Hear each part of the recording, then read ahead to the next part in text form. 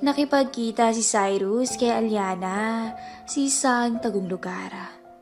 Dito nakita ni Cyrus na kasama ni Aliana ang pamilya nito at halatang ilang araw na silang nagtatago at mukhang hindi pa kumakain. Cyrus, maraming salamat na nagpakita ka. Ang wika ni Aliana. Anong nangyayari, Aliana? Tanong naman ni Cyrus.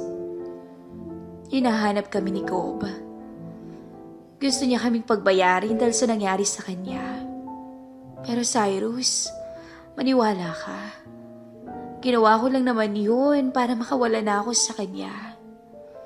Hindi ko na masikmura yung ginawa niya. Hindi ko na kaya.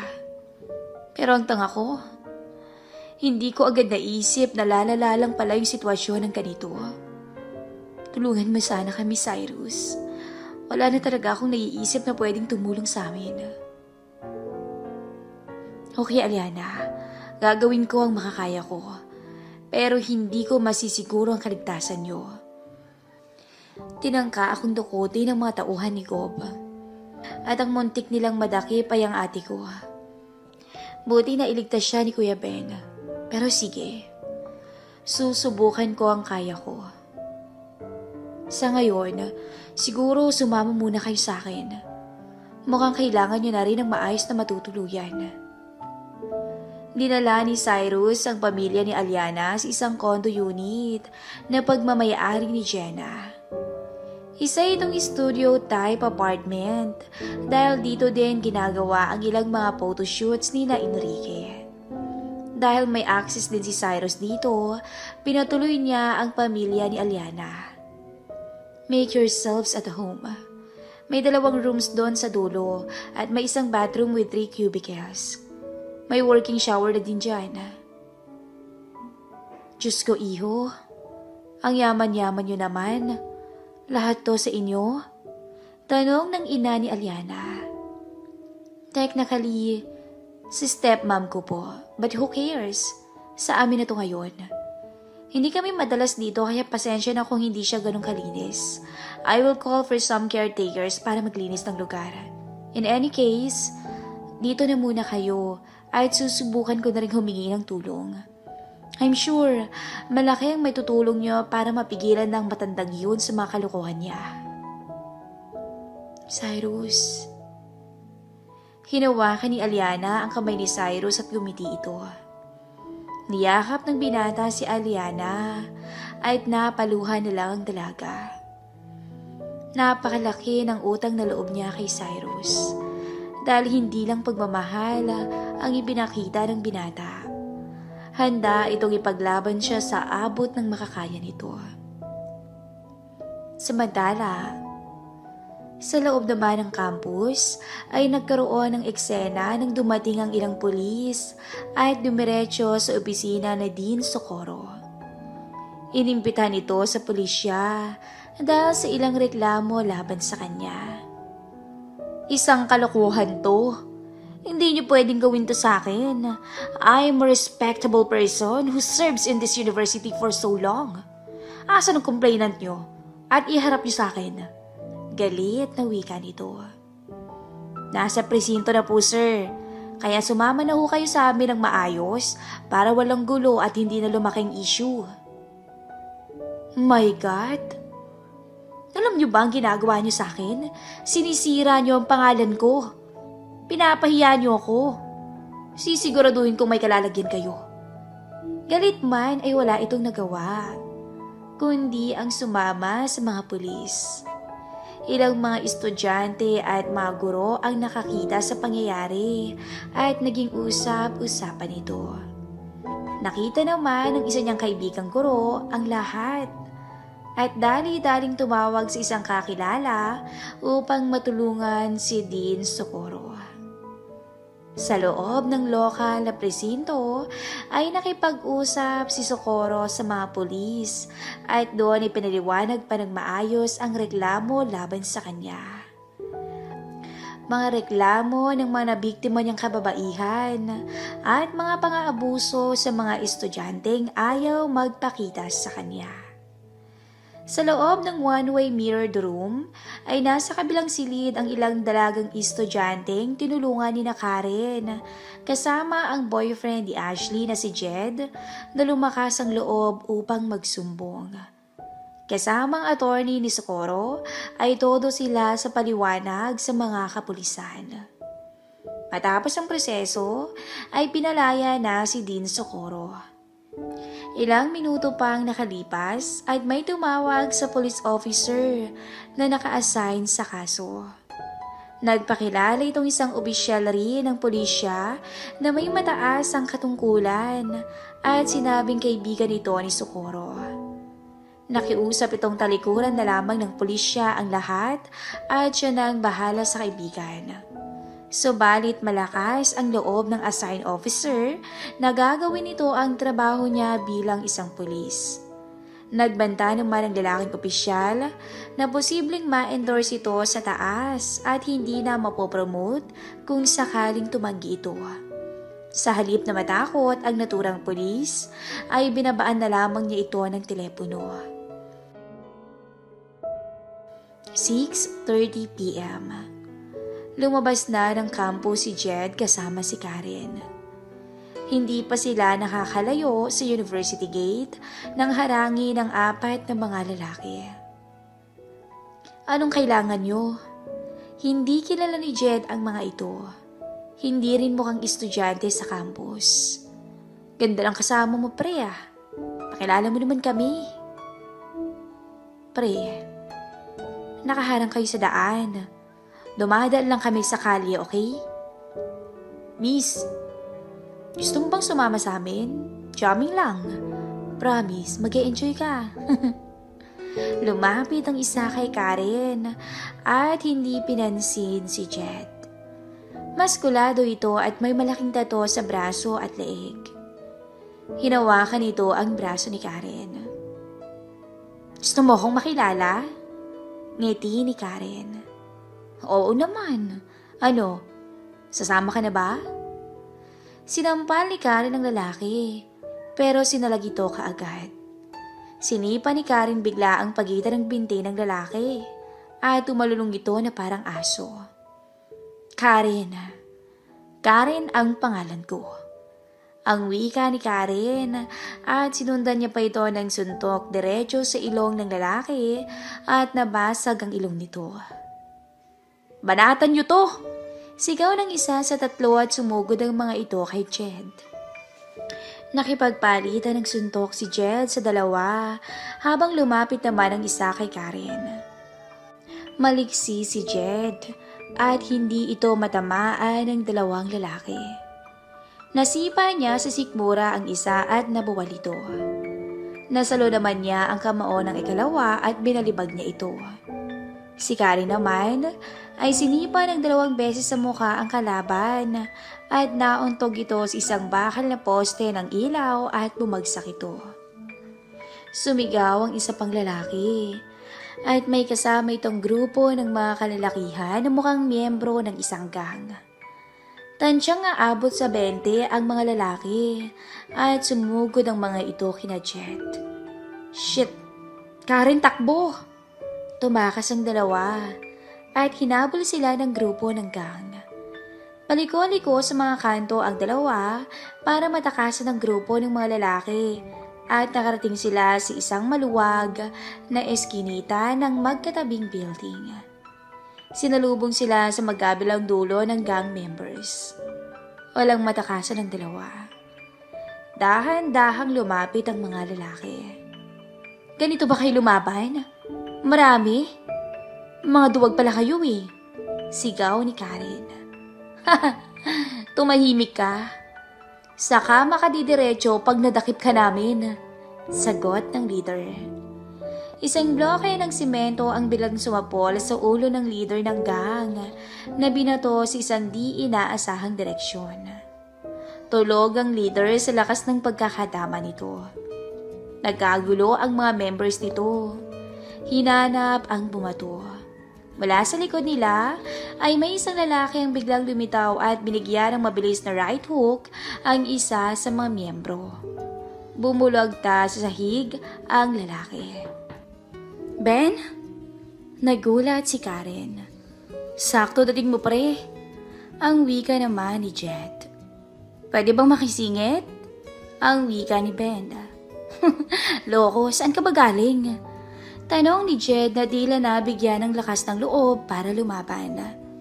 Kumakain lang ako ng burger sa may convenience store.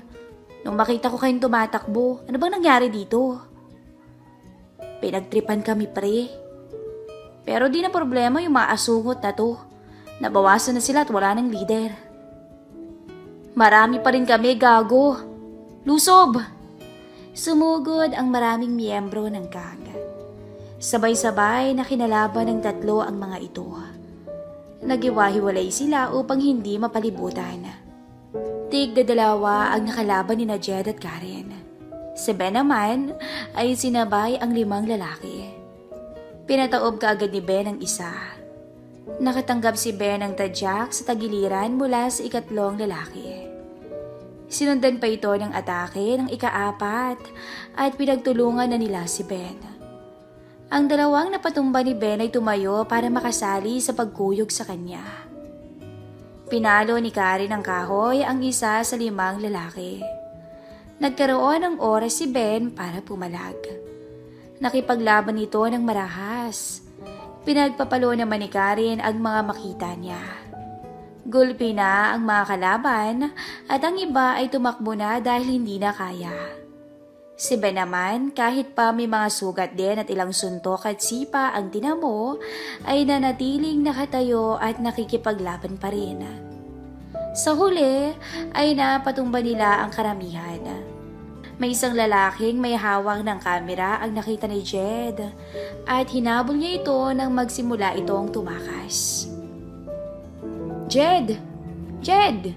Sigaw ni Ben, pero malayo na ang tinakbo ni Jed. Karen, susundan ko si Jed. Tumawag ka ng pulis. Sige Ben, mag-iingat ka ha. Malayo-layo rin ang tinakbo ng miyembrong hinahabol ni Jed, pero hindi ito tinantana ng binata. Lumiko bigla sa isang kanto ang lalaki. Tumigil ka! Sigaw ni Jed habang papaliko ito sa kanto. Sinalubong si Jed ng saksak ng isang hindi niya nakilalang lalaki. Napayakap ito sa lalaki. Sinundan pa ito ng 3 pa sa kanyang sikmura.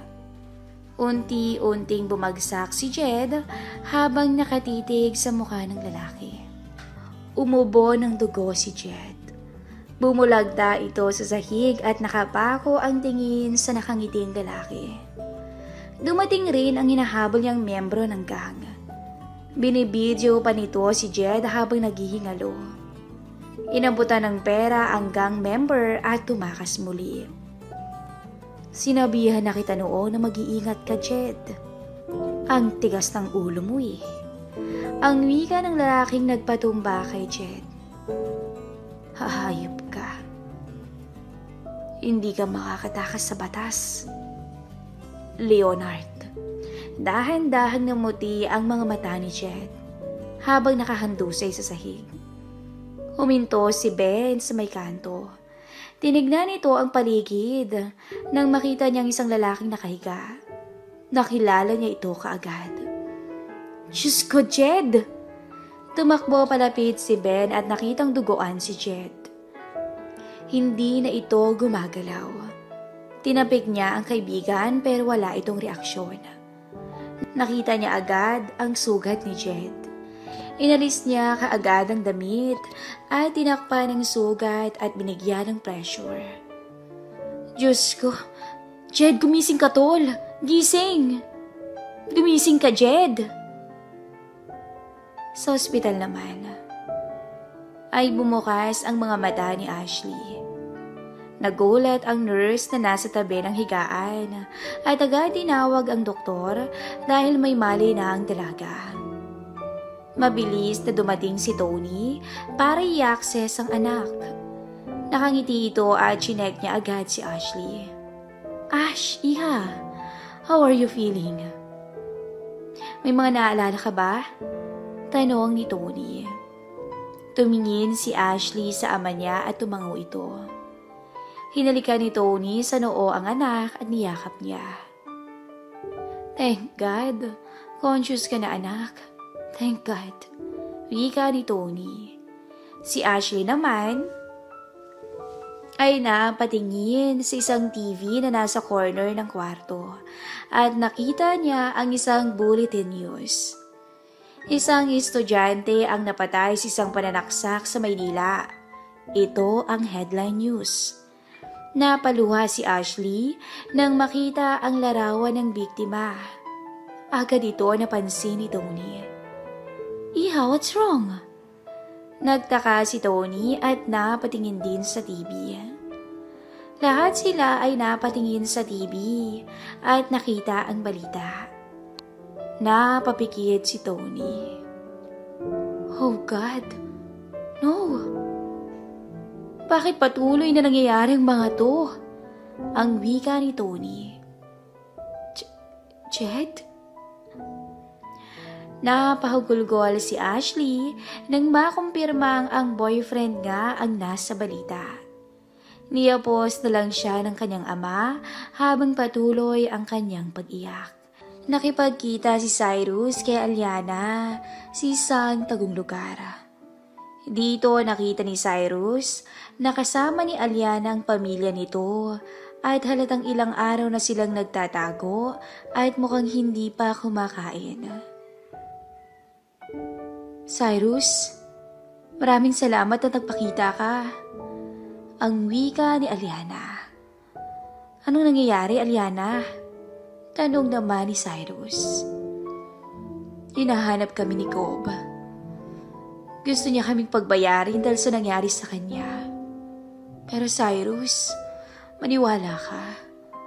Ginawa ko lang naman yun para makawala na ako sa kanya. Hindi ko na masikmura yung ginawa niya. Hindi ko na kaya. Pero ang tanga ko, hindi ko agad naisip na lalala lang pala yung sitwasyon ng ganito. Tulungan mo sana kami, Cyrus. Wala na talaga akong naiisip na pwedeng tumulong sa amin. Okay, Aliana. Gagawin ko ang makakaya ko. Pero hindi ko masisiguro ang kaligtasan niyo. Tinangka akong dukutin ng mga tauhan ni Cobb. At ang muntik nilang madakip ay ang ate ko. Buti na iligtas siya ni Kuya Ben. Pero sige, susubukan ko ang kaya ko. Sa ngayon, siguro sumama muna kayo sa akin. Mukhang kailangan niyo na rin ng maayos na matutuluyan. Dinala ni Cyrus ang pamilya ni Aliana sa isang condo unit na pagmamayari ni Jenna. Isa itong studio type apartment dahil dito din ginagawa ang ilang mga photoshoots ni na Enrique. Dahil may access din si Cyrus dito, pinatuloy niya ang pamilya ni Aliana. Make yourselves at home. May 2 rooms doon sa dulo at may isang bathroom with 3 cubicles. May working shower na din dyan.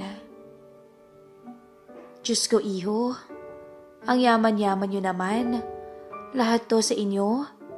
Tanong ng ina ni Aliana. Technically, si stepmom ko po. But who cares? Sa amin na to ngayon. Hindi kami madalas dito kaya pasensya na kung hindi siya ganun kalinis. I will call for some caretakers para maglinis ng lugar. In any case, dito na muna kayo at susubukan ko na rin humingi ng tulong. I'm sure, malaki ang may tutulong niyo para mapigilan ng matandang yun sa mga kalokohan niya. Cyrus. Hinawakan ni Aliana ang kamay ni Cyrus at gumiti ito. Niyakap ng binata si Aliana at napaluhan na lang ang dalaga. Napakalaki ng utang na loob niya kay Cyrus. Dahil hindi lang pagmamahal ang ibinakita ng binata. Handa itong ipaglaban siya sa abot ng makakaya nito. Samantala, sa loob naman ng campus ay nagkaroon ng eksena nang dumating ang ilang pulis at dumiretso sa opisina na Dean Socorro. Inimbitahan ito sa pulisya dahil sa ilang reklamo laban sa kanya. Isang kalokohan to. Hindi niyo pwedeng gawin to sa akin. I'm a respectable person who serves in this university for so long. Asan ang complainant niyo? At iharap niyo sa akin. Galit na wika nito. Nasa presinto na po, sir. Kaya sumama na ho kayo sa amin ng maayos para walang gulo at hindi na lumaking issue. My God! Alam niyo ba ang ginagawa niyo sa akin? Sinisira niyo ang pangalan ko. Pinapahiya niyo ako. Sisiguraduhin kong may kalalagyan kayo. Galit man ay wala itong nagawa, kundi ang sumama sa mga pulis. Ilang mga estudyante at mga guro ang nakakita sa pangyayari at naging usap-usapan ito. Nakita naman ng isa niyang kaibigang guro ang lahat at dali-daling tumawag sa isang kakilala upang matulungan si Dean Socorro. Sa loob ng lokal na presinto ay nakipag-usap si Socorro sa mga pulis at doon ay pinaliwanag pa ng maayos ang reklamo laban sa kanya. Mga reklamo ng mga nabiktima niyang kababaihan at mga pang-aabuso sa mga estudyanteng ayaw magpakita sa kanya. Sa loob ng one-way mirrored room ay nasa kabilang silid ang ilang dalagang estudyanteng tinulungan ni na Karen kasama ang boyfriend ni Ashley na si Jed na lumakas ang loob upang magsumbong. Kasama ang attorney ni Socorro ay todo sila sa paliwanag sa mga kapulisan. Matapos ang proseso ay pinalaya na si Dean Socorro. Ilang minuto pang nakalipas at may tumawag sa police officer na naka-assign sa kaso. Nagpakilala itong isang opisyal rin ng pulisya na may mataas ang katungkulan at sinabing kaibigan nito ni Socorro. Nakiusap itong talikuran na lamang ng pulisya ang lahat at siya na ang bahala sa kaibigan. Subalit malakas ang loob ng assigned officer na gagawin nito ang trabaho niya bilang isang pulis. Nagbanta naman ang lalaking opisyal na posibleng ma-endorse ito sa taas at hindi na mapopromote kung sakaling tumanggi ito. Sa halip na matakot ang naturang pulis, ay binabaan na lamang niya ito ng telepono. 6:30 p.m. Lumabas na ng kampo si Jed kasama si Karen. Hindi pa sila nakakalayo sa university gate nang harangi ng 4 na mga lalaki. Anong kailangan nyo? Hindi kilala ni Jed ang mga ito. Hindi rin mukhang estudyante sa campus. Ganda lang kasama mo, pre ah. Pakilala mo naman kami. Pre, nakaharang kayo sa daan. Dumadaan lang kami sa kalye, okay? Miss, gusto mo bang sumama sa amin? Jamming lang. Promise, mag-e-enjoy ka.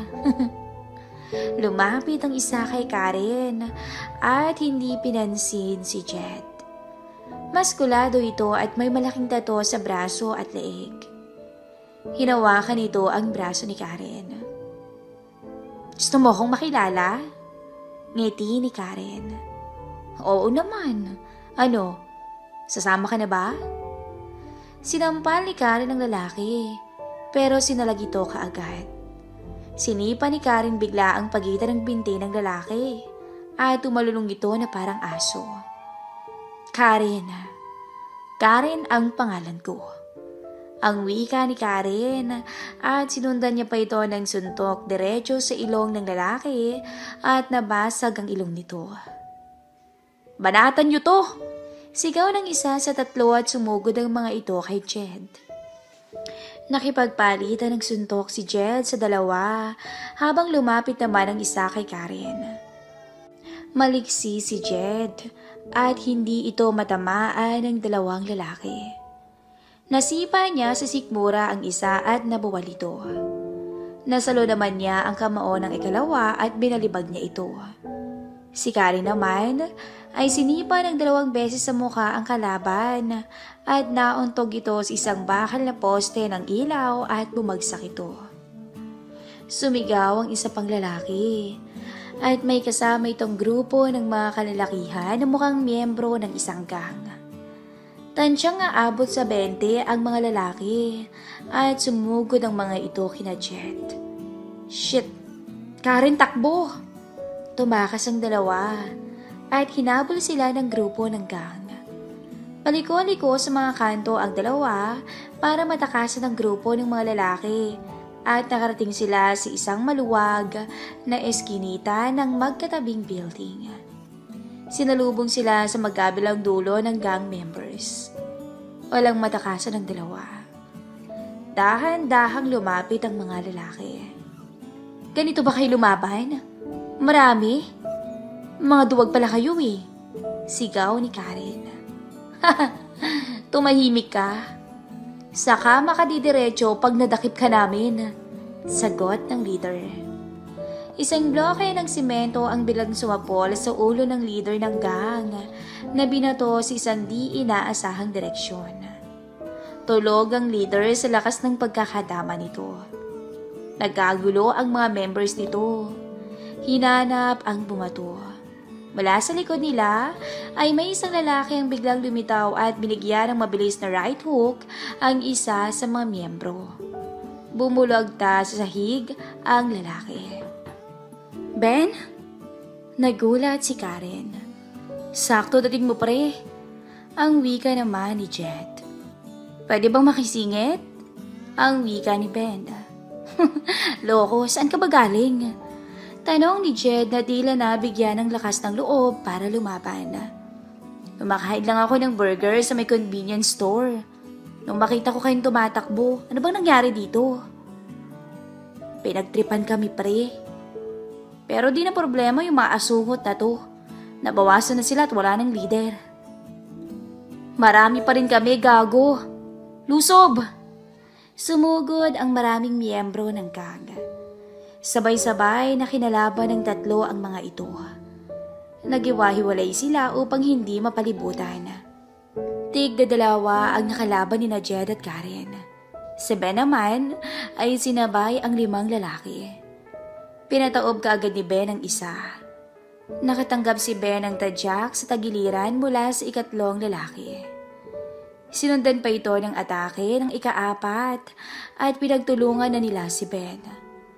Ang dalawang napatumba ni Ben ay tumayo para makasali sa pagkuyog sa kanya.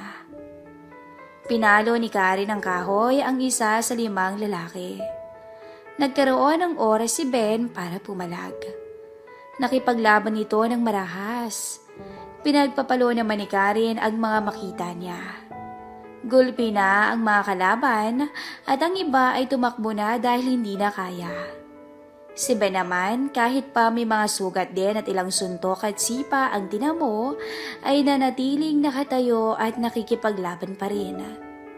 Sa huli ay napatumba nila ang karamihan. May isang lalaking may hawak ng kamera ang nakita ni Jed at hinabol niya ito nang magsimula itong tumakas.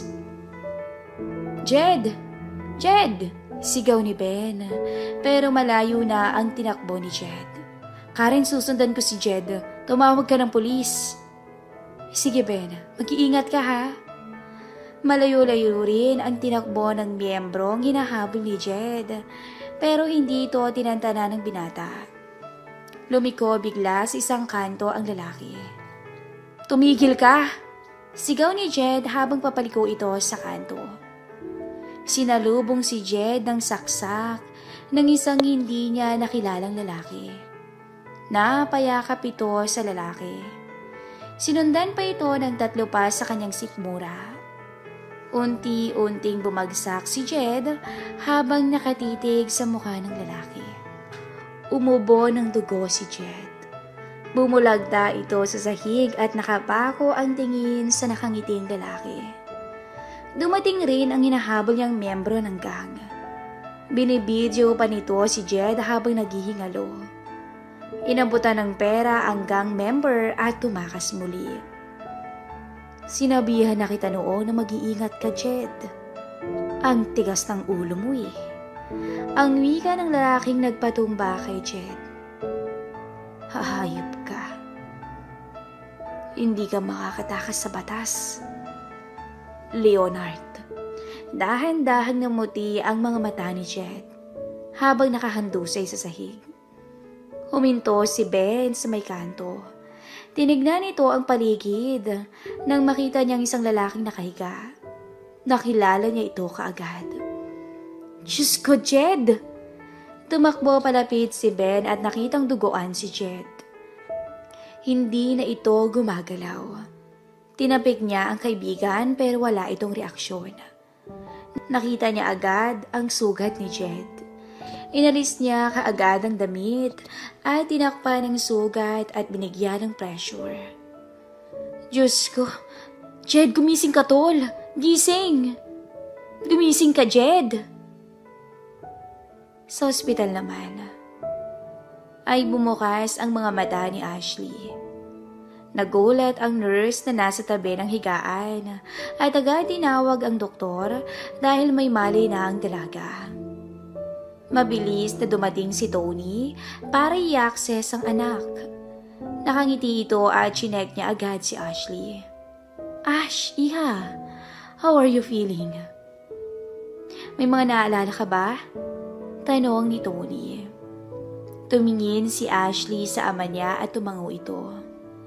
Hinalikan ni Tony sa noo ang anak at niyakap niya. Thank God, conscious ka na anak.